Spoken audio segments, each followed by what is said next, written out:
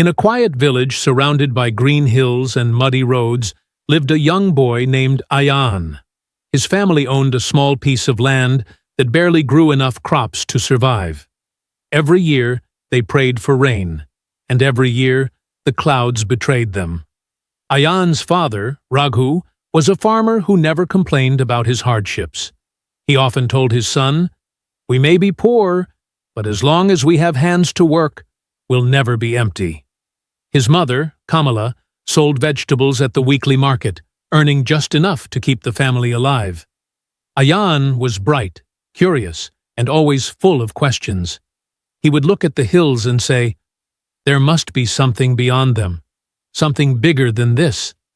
But people laughed and said, "Dreams don't grow in dry soil, Ayaan. Accept your fate." Still, every evening after helping his father, Ayaan sat under a neem tree and studied from old, torn books he had collected from the village school's waste pile. He believed that knowledge could open a door even when life built a wall. One summer, the village faced the worst drought in decades. Wells dried up and crops withered. Raghu's small farm turned to dust. One afternoon, he sat on the ground, staring helplessly at his barren field. Ayaan quietly said, "Father, maybe we can dig a small pond to collect rainwater next season." Raghu sighed. "We don't have tools, son. We can't even afford to eat properly. How will we dig a pond?" But Ayaan didn't give up. The next morning, he picked up a rusted spade from the backyard and started digging by himself. Neighbors mocked him. "You think your little hands can change fate?" They laughed.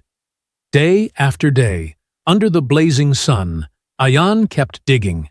His palms blistered, his body ached, but his spirit didn't waver.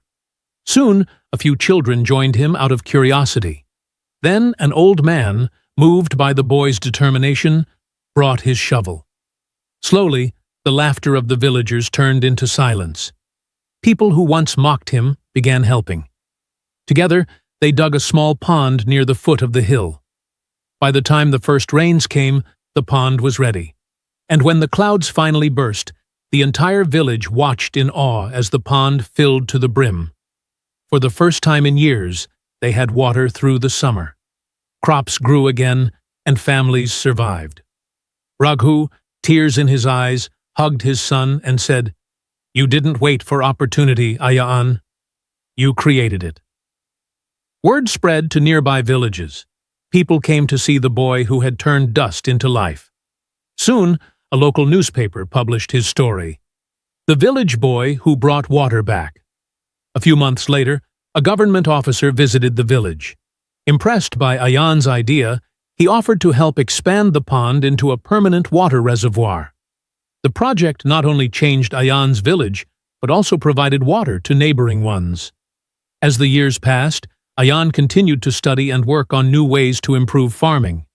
He later founded a small organization that taught farmers how to use rainwater harvesting and natural irrigation techniques. He was no longer the boy who waited for opportunity. He had become the man who created it for others. One evening, as the sun sank behind the same hills he once dreamed beyond, Ayaan stood beside his father near the reservoir. The golden water reflected their faces. Raghu smiled and said, "The land may be dry, but the hearts of those who act are never barren." Ayaan looked at the rippling water and whispered, "Opportunity doesn't come from the sky like rain. It rises from the ground when we start digging." Moral of the story: opportunity doesn't wait to be found. It's created by courage, faith, and action. No dream is too small if you have the will to work for it. Ayaan didn't wait for opportunity. He became one